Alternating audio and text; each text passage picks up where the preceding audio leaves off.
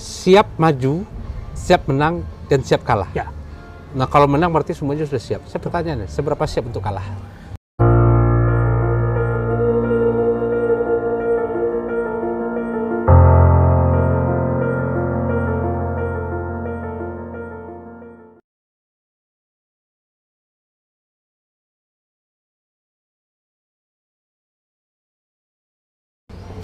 Assalamualaikum warahmatullahi wabarakatuh, sahabat Palanta yang dirahmati oleh Allah. Sesuai dengan komitmen kita di Palanta, kami akan menyajikan informasi tentang kandidat-kandidat yang akan maju menjadi calon bupati dan wakil bupati di Sumatera Barat.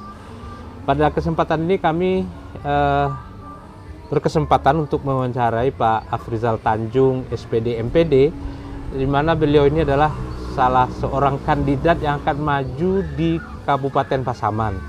Dan mungkin ini adalah merupakan sebuah informasi yang ingin kita sajikan untuk Anda semua, khususnya adalah masyarakat Pasaman, untuk menilai siapa calon kandidat yang akan diusung di 2020 ini untuk dipercaya menjadi kepala daerah. Dan informasi ini mungkin akan sangat bermanfaat karena kita akan mencoba untuk mengajak para pemilih untuk mengenal visi, misi, pikiran, ide, dan gagasan dari sang kandidat. Jadi bukan karena orangnya, tapi adalah karena visi, karena ide, pikiran, dan gagasannya untuk mengangkat daerah menuju masyarakat yang adil dan sejahtera, masyarakat yang makmur. Dan mari simak wawancara ini dari awal sampai akhir. Selamat siang Pak Af. Selamat siang. Sehat? Alhamdulillah, sehat. Kita terima kasih banyak dari Palanta, kita bisa diterima siang ini di suasana yang panas-panas tapi sejuk ini, di bawah pohon yang rindang, sebuah kafe. Dan mungkin pertama kali kita ingin mengelaborasi, orang banyak yang nggak tahu nih siapa nih Pak Afrizal gitu. Nah, kalau bisa diceritakan singkat tentang profil Pak Afrizal Tanjung. Bismillahirrahmanirrahim. Assalamualaikum warahmatullahi wabarakatuh. Alhamdulillah, selamat pagi para sahabat-sahabat dan saudara dari Palanta Rangmudo yang dipelopori oleh Ustadz Ardinal. Alhamdulillah, pada hari ini kita beri kesempatan untuk hadir dalam rangka untuk diskusi atau wawancara untuk beberapa hal target kita ke depan dalam rangka untuk meramaikan kontestan pilkada khususnya di Sumatera Barat dan umumnya untuk di Kabupaten Pasaman pada 9 Desember 2020 nantinya. Baik, untuk perkenalkan, nama saya pribadi itu Afrizal Tanjung, SPD MPD. Basic saya sebenarnya Ustadz itu dari pendidikan, tetapi setelah itu pendidikan saya juga hari ini sebagai mengelola sebuah perusahaan yang bergerak di bidang jasa travel umroh. Kemudian juga ada kegiatan-kegiatan lain yang kita juga basicnya sebenarnya multi talent. Bisa sebagai ulama, pendidikan, dan sebagai trainer. Alhamdulillah kita sudah memiliki lembaga trainer, itu AFKA Trainer, yang berdiri dari tahun 2016. Sampai hari ini tetap kita jalankan di tempat-tempat lain, seperti misalnya kita masuk ke memberikan trainer ke daerah lain, seperti di Salhunto, itu sebelum corona, kemarin di Salhunto, itu di sebuah sekolah untuk anak-anak sekolah. Kemudian kalau bicara masalah usia, kita masih muda Ustadz. Kita masih muda, baru usia sekitar 32 tahun. Baru 25 Mei kemarin, itu menganjak 32 tahun. Oh, milenial ini, calon milenial. Alhamdulillah Ustadz, milenial. Jadi kita sebenarnya Ustadz mau maju di pilkada ini itu dari 2018. 2018 kita punya komitmen dengan teman-teman kita di relawan, kemudian dengan keluarga. Setelah itu sampai 2019 kita maju di Partai Garuda. Artinya kita maju di partai itu dalam rangka sosialisasi. Sosialisasi dengan masyarakat, khususnya di Kabupaten Pasaman. Memang di Pasaman itu yang kenal dengan Afrizal belum sebagian. Tetapi kalau dari basis kita itu di Bonjol, Simpang Lanmatu, dan Tigonagari. Di situ kita mengenal masyarakat kita itu karena kita dulu pernah menjadi dai nagari di daerah Kecamatan Simpang Lanmati. kemudian kita jadi sebagai imam kecamatan di situ. Di situ kita baru mengenal daerah basis kita.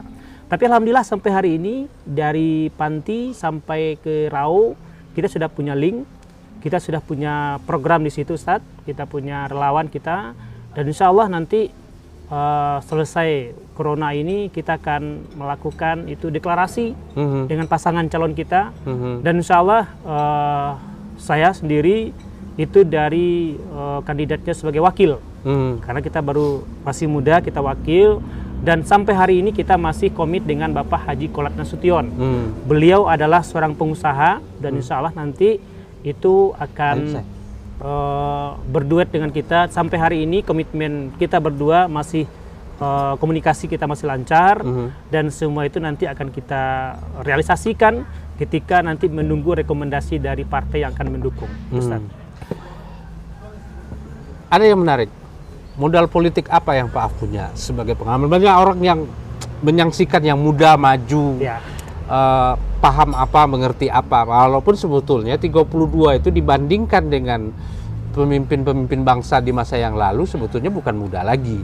Di saat umur 20-30 Bapak bangsa ini sudah berbicara soal negara. Tapi kan karena situasi berbeda dianggap masih muda gitu ya. Pertanyaan, modal politik apa? Pengalaman politik apa yang dipunyai selain daripada mencalek kemarin gitu? Sebenarnya kita sejak 2014 kita pernah di sebuah partai politik, itu pada waktu itu Partai Perindo. Kita sudah mulai berbuat. Ketika ada bencana kita turun. Kemudian setelah ada kegiatan-kegiatan yang berhubungan dengan masyarakat turun. Kemudian 2017 kita mulai membentuk sebuah lembaga sosial yang tujuan itu adalah membantu masyarakat kurang mampu. Alhamdulillah Ustadz, pada hari ini itu masyarakat Pasaman yang daerah terisolir itu di Pasaman itu lebih kurang sekitar 200-an yang sudah kita realisasikan bantuannya dari 2016. Itu mulai dari bantuan layak huni, di bantuan itu berupa dari donatur. Donatur yang kita kelola dari sebuah lembaga kita. Dengan lembaga yayasan kita sendiri, kita punya yayasan sendiri. Dari yayasan itu kita bisa untuk membuat sebuah terobosan kepada masyarakat, bahwa masyarakat kita betul di Pasaman itu masih daerah-daerah yang betul-betul heterogennya masyarakatnya, memiliki ekonomi yang relatif di bawah pertanian itu. Apa yang menjadi motif untuk maju menjadi eksekutif? Kalau misalnya dari sisi pendapatan, sebagai punya travel umrah, multi talent, dan banyak usaha yang sudah dilakukan, saya rasa pendapatan itu akan jauh lebih besar. Kemudian yang kedua, kalau sekedar untuk membantu, artinya kan juga tidak harus jadi wakil bupati atau bupati bisa melakukan. Apa motif yang mendorong sebetulnya Pak Afrizal ini maju, mau masuk ke eksekutif, dan ini jelas biayanya besar. Dan kalau seandainya biaya yang ada itu digunakan untuk membangun usaha, saya rasa juga akan jauh lebih bermanfaat. Tapi kenapa pilihannya mau maju gitu? Sebenarnya gini Ustaz, kita sejak kenal dengan politik, kita merasakan politik itu adalah sebenarnya politik itu enak. Politik itu dinamis. Kalau kita dari awal itu, saya sebenarnya dari sejak SMA Ustaz mengenal politik. Sejak SMA mengenal politik, lalu saya merasakan wah politik itu bagus. Tetapi ada orang yang mengatakan politik itu kejam. Itu adalah perilaku yang seseorang itu. Sebenarnya saya merasakan politik itu bagus. Politik itu membawa sebuah dampak yang sangat baik positifnya. Contoh banyak kenalan kita, banyak link kita itu. Yang kedua adalah kita maju di sini dalam rangka untuk pengabdian masyarakat. Kita hari ini melihat dari periode ke periode setelah pilkada demokrasi, kita perhatiin melihat daerah Pasaman. Salah satunya adalah masyarakat-masyarakat kita yang hari ini dan sampai hari ini itu sangat kita sayangi. Kita perhatiin, melihat kondisi masyarakat kita hari ini kurang diperhatikan oleh pemerintah. Kenapa? Karena selama ini kita lihat dari periode berikut ke periode selanjutnya, pemerintah daerah itu hanya bisa mengandalkan APBD. Begitu. Nah, bagaimana caranya kita untuk mengembangkan sebuah indikator yang bisa mengembangkan masyarakat dengan cara kita melakukan pengabdian kepada masyarakat. Nah, Pengabdian dalam arti kata, dalam kutip itu adalah dalam rangka untuk ada niat nawaitu untuk mengabdi di Pasaman, kemudian membuat sebuah terobosan. Salah satunya adalah Pasaman itu adalah mayoritasnya ada 2 etnis, Minang kemudian dengan Marga. Nah, di sini yang perlu kita satukan, itu satu yang harus kita satukan. Kemudian yang kedua adalah masyarakat Pasaman itu memiliki salah satu heterogen mata pencarian petani. Nah, masyarakat kita itu masih tergolong masyarakat kurang mampu, dikarenakan di situ adalah ekonomi masyarakat kita sudah berdampak dari bagaimana perekonomian masyarakat kita yang kurang. Kita hadir di sini adalah bukan dengan banyak pengalaman. Kita lihat banyak orang-orang yang punya pengalaman tapi tidak mampu untuk mengembangkan apa program yang betul-betul untuk pro kepada rakyat. Nah, kita sebenarnya dikatakan dalam arti kata punya pengalaman tidak. Kita tidak pernah di legislatif, kita tidak pernah sebagai birokrat di Pasaman, tetapi kita hadir, generasi muda hadir di Pasaman itu dalam rangka membawa masa depan Pasaman. Bagaimana masa depan kita? Kita membawa berbagai macam program-program yang akan kita terapkan di Pasaman. Oke. Gitu. Apa persoalan yang paling mendasar di Pasaman itu sehingga ini menjadi fokus dan itu yang memanggil Pak Afrizal ini untuk maju jadi eksekutif? Apa persoalan mendasar yang dirasakan? Sebenarnya Pasaman 2 yang mendasar. Pertama agama, yang kedua adalah kebudayaan. Kebudayaan ini ada berintegrasi dengan pariwisata. Pasaman merupakan sebuah daerah yang perbatasan dengan jalan lintas Sumatera, itu Sumatera Utara. Kita minim dengan wisata. Apa sih yang diunggulkan Pasaman? Sampai hari tidak ada. Produk Pasaman banyak, tapi pengelolaan dari seluruh pemerintah kita itu tidak bisa menganggarkan dana untuk perekonomian. Yang kedua pendidikan dan agama. Pasaman, sebenarnya Pasaman itu boleh dikatakan Pasaman Madani, boleh. Karena masyarakat kita banyak pesantren, Ustaz. Kita banyak pesantren, kita banyak melahirkan syekh atau buya-buya.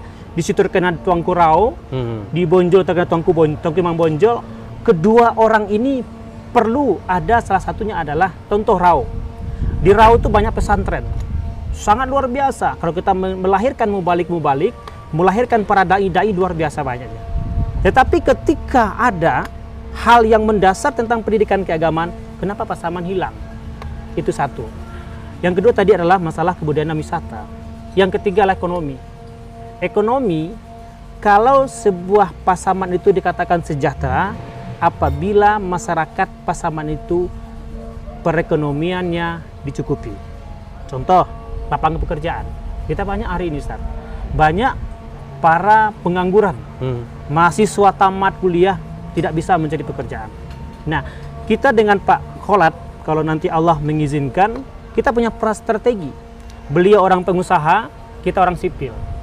Beliau pengusaha untuk bagaimana melobi investor membangun Pasaman, kita mengerjakan di bawah. Karena kita tahu memang posisi kita sebagai wakil bupati, istilahnya kita berdiri dengan pengawasan kita dan pembantu bupati. Begitulah kondisi Pasaman sekarang ini, butuh pemimpin baru. Sekali lagi butuh pemimpin baru membawa masyarakat Pasaman untuk masa depannya. Gitu. Kalau bicara kemiskinan, berapa persen masyarakat Pasaman, Kabupaten Pasaman itu yang masih berada di bawah garis kemiskinan yang tertangkap? Pasaman sampai hari ini kalau kita baca dengan data BPS itu lebih kurang sekitar 60%. 60%. 60%. Itu. Apa langkah-langkah kalau misalnya ditakdirkan oleh Allah menjadi bupati dan wakil bupati, apa program unggulan untuk mengatasi kemiskinan itu yang akan dilakukan? Yang pertama kita buka, yang satu adalah tentang peluang usaha. Karena kemiskinan itu, kunci kemiskinan masyarakat itu adalah karena kurangnya ekonomi. Gitu. Kalau masyarakat sejahtera, maka ekonomi Pasaman akan lancar. Nah, bagaimana strategi kita? Contoh, Pasaman itu sebenarnya banyak produk. produk-produk unggulan sebenarnya banyak, tapi hari ini itu terpendam. Nah, produk-produknya UMKM. Kita dengan Pak Kolab berencana nanti ada produk, ada namanya adalah UMKM. UMKM itu di tingkat nagari, tingkat jorong, semua masyarakat kita itu butuh untuk ada aktivitas mereka. Contoh misalnya ada produknya kacang, kemudian ada pisang, kemudian di Pasaman itu ada misalnya yang sangat mendasar di situ adalah mata pencaharian masyarakat itu petani. Bagaimana sih Pasaman harus bisa mampu membuka sebuah pabrik pakan ikan? Karena Pantura itu adalah prioritasnya perikanan. Kalau Bonjol, Lubuk Sekaping itu pertanian.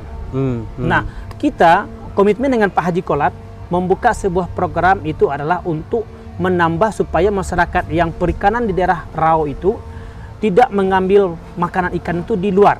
Kita buka pabriknya. Artinya dari bahan baku, bahannya jadi diolah dari Pasaman sendiri. Pasaman sendiri. Itu mendatangkan pekerja yang baru. Membuka lapangan pekerjaan baru. Pertanian kita lihat, masyarakat kita misalnya hari ini tentu banyak petani-petani kita seperti beras. Kenapa Pasaman nggak bisa mampu mengelola beras? Nah, hari ini kita punya namanya adalah PT Kuator. Itu BUMD. Tetapi hari ini diam. Itu bisa kita kelola. Ada BUMNAK di Nagari. Semua itu hari ini hanya sebagai simbol. Bagaimana sih kita bisa memanfaatkan beli mereka? Semua produk masyarakat, yang penting masyarakat itu adalah sejahtera apabila ekonominya dicukupi. Gitu. Bagaimana dengan dunia pendidikan? Pasaman misalnya, alternatif. Artinya orang-orang Pasaman banyak tuh yang sekolah ke Bukit Tinggi, sekolah ke yang lain. Artinya bagaimana meningkatkan kualitas pendidikan di Pasaman itu? Sebenarnya kita kebetulan kita orang basis pendidikan. Salah satu adalah konsep kita satu-satunya perguruan tinggi di Pasaman itu yang berkualitas belum ada. Sekarang ini ada namanya YAPAS, ada Sekolah Tinggi Agama Islam. Nah, tetapi kenapa masyarakat Pasaman, para generasi muda masih kuliah di luar? Karena kualitas. Nah, sebenarnya Pasaman itu bisa mendirikan sebuah perguruan tinggi, baik swasta maupun negeri, karena kita sudah mampu. Kalau kita lihat di Bukit Tinggi dan Padang, itu makin banyak, kalau nggak salah 50% lebih itu adalah masyarakat pemuda Pasaman. Yang kuliah Bukit Tinggi di Padang, itu adalah satu income dari Pasaman. Sebuah aset. Kenapa Pasaman tidak mampu mendirikan sebuah perguruan tinggi? Ya kan? Nah, supaya nanti income Pasaman itu tidak keluar. Itu satu. Yang kedua, kita lihat guru-guru kita hari ini. Guru-guru kita itu, semua guru-guru punya sarjana. Semuanya adalah strata 1, strata 2. Kita dari awal sendiri dengan, kalau pendidikan kita berbicara, kita prioritasnya nanti itu adalah masalah kualitas guru. Kualitas guru, kuncinya. Kalau guru sejahtera, kualitas pendidikan akan meningkat. Tapi kalau guru tidak disejahterakan, maka pendidikan tidak akan pernah berkualitas. Itu kunci. Kuncinya pertama adalah kita sejahterakan tenaga pendidikan, guru, kemudian kita melakukan fasilitas sekolah-sekolah yang ada. Berapa PAD Kabupaten Pasaman? PAD Pasaman hari ini kalau kita lihat lebih kurang sekitar 200 triliun. Lebih kurang. Itu. 200 miliar, maaf. 200 miliar. Lebih kurang itu. Tetapi kita lihat akhir-akhir ini semakin tahun berkurang. Karena pendapatan belanja pegawai lebih tinggi dibanding belanja pembangunan. Contoh, penerimaan kontrak. Hari ini Pasaman itu 200 juta setiap tahun untuk kekurangan dana untuk menggaji para pegawai kontrak. Sebenarnya itu pegawai kontrak itu perlu, tetapi yang tidak berkualitas yang banyak. Contoh, ada kepentingan.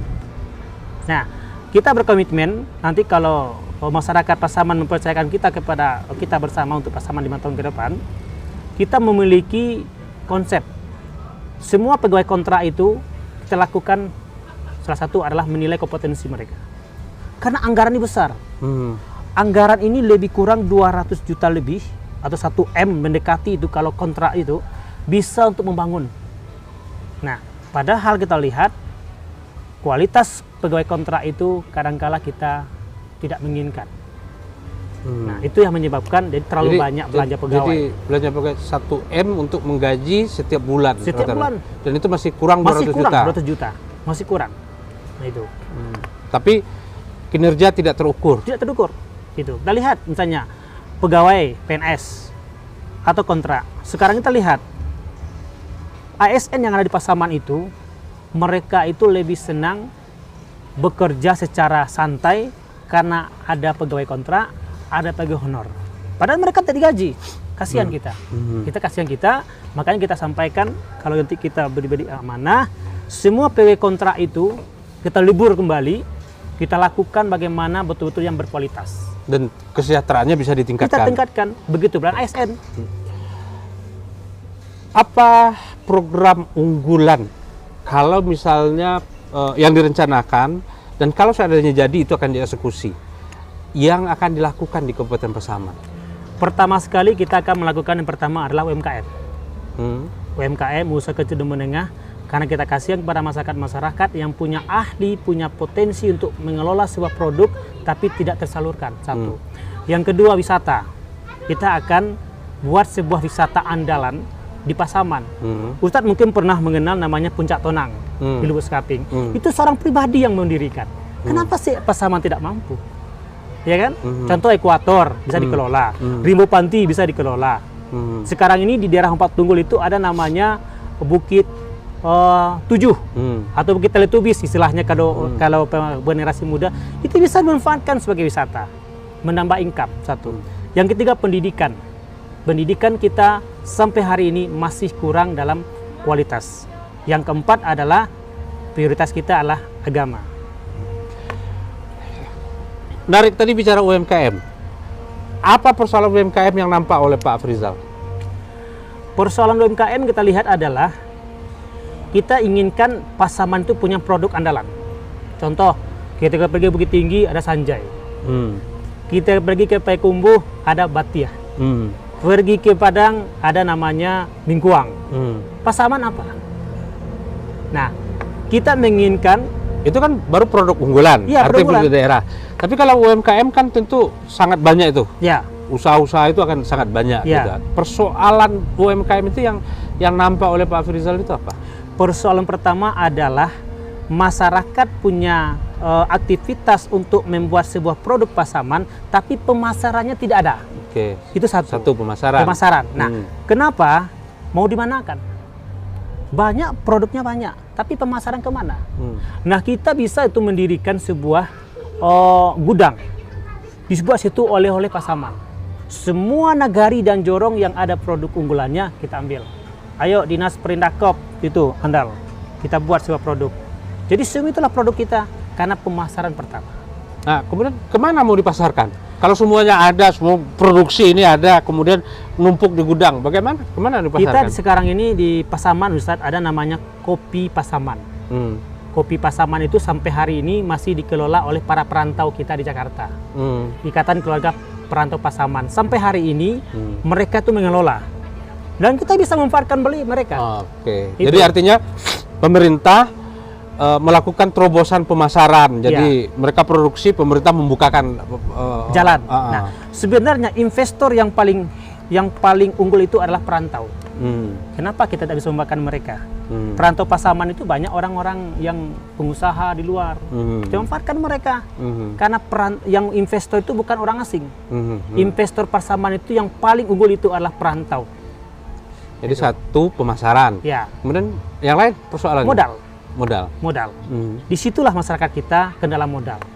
Dulu ada namanya programnya UPPKS, Usaha Kegiatan Usaha Keluarga, Usaha Keluarga, yang bekerjasama dengan Basnas.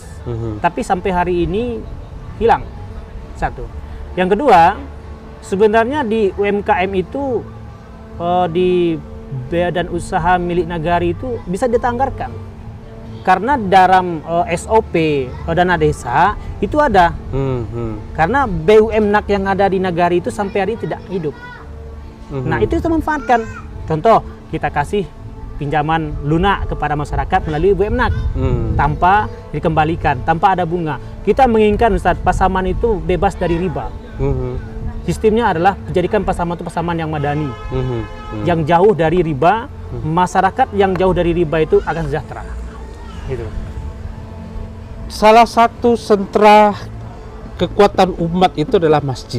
Ya, Apa yang tergambar bagi Pak Alf, masjid, UMKM dan kesejahteraan masyarakat? Gimana Pak Alf melihatnya ke depan? ya. Sebenarnya masjid itu adalah pertama itu adalah salah satu tolak ukur Pasaman sejahtera itu tergantung dalam pendidikan agama. Masjid kita di Pasaman itu luar biasa banyak, musala banyak. Kendalanya hari ini adalah kita di Pasaman setiap tahun itu ada namanya anggarannya untuk dari masjid.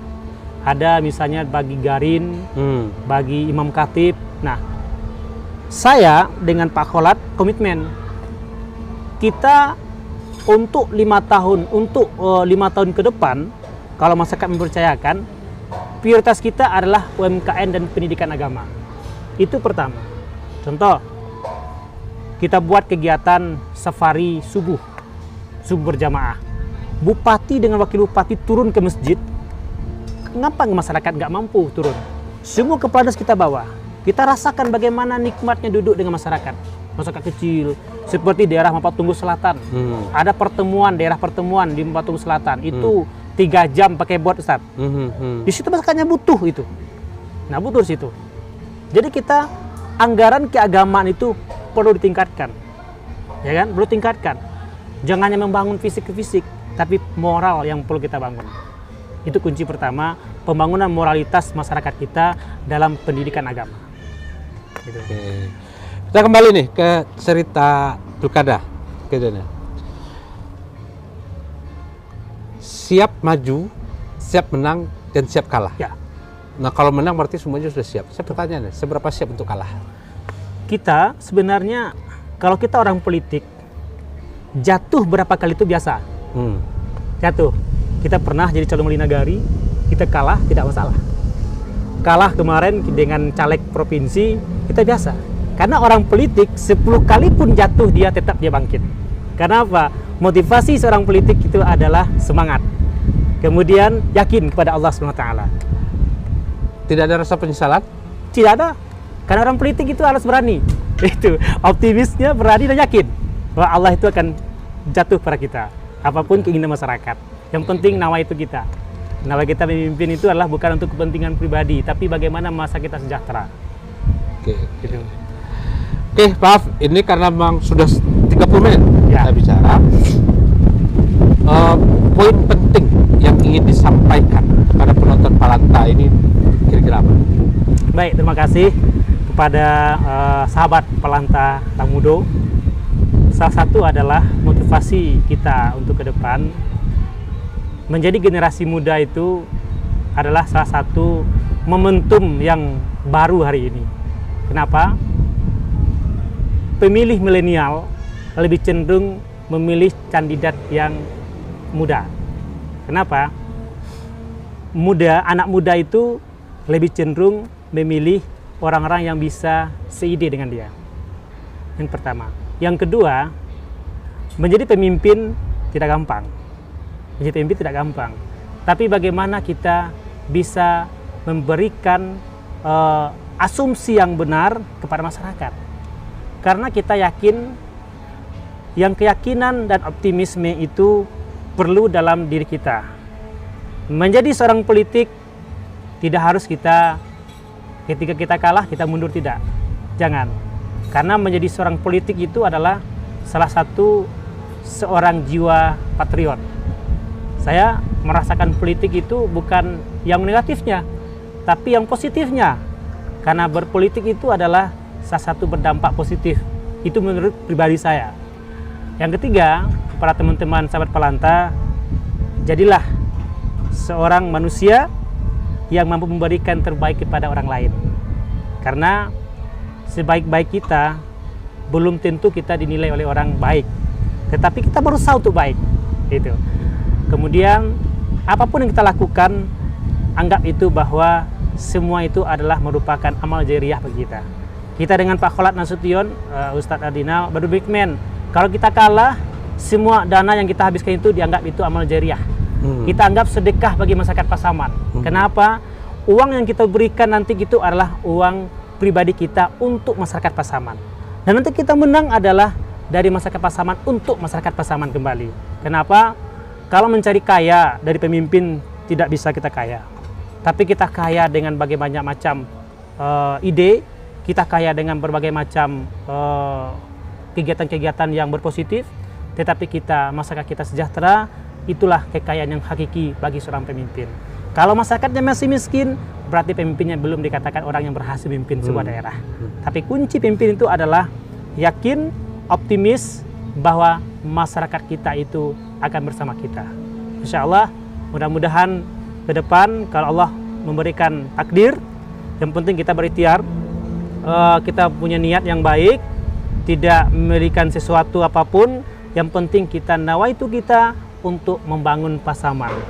Gitu. Oke Pak, selamat berjuang, selamat bertungkus lumus ya. Mudah-mudahan Allah takdirkan sampai untuk menjadi kepala Amin. daerah. Insya Allah. Selamat bertemu dan mudah-mudahan kita akan bisa bertemu kembali dalam wawancara yang baru. Amin, insya Allah. Sahabat Pelantara Mudo, itulah tadi wawancara kita dengan kandidat Wakil Bupati Pasaman, Pak Afrizal Tanjung. Bagi Anda semua yang menyaksikan ini, silakan share sebagai sebuah informasi untuk mencerdaskan, untuk mengenal pikiran, gagasan, dan ide dari kandidat calon Wakil Bupati dan Bupati Pasaman untuk 2020. Selamat berjumpa, terima kasih. Jangan lupa like, subscribe, dan share jika ini bermanfaat. Dan kami sudahi dengan billahi fisabilil haq. Fattaqullaha mastata'tum. Assalamualaikum warahmatullahi wabarakatuh. Waalaikumsalam warahmatullahi wabarakatuh.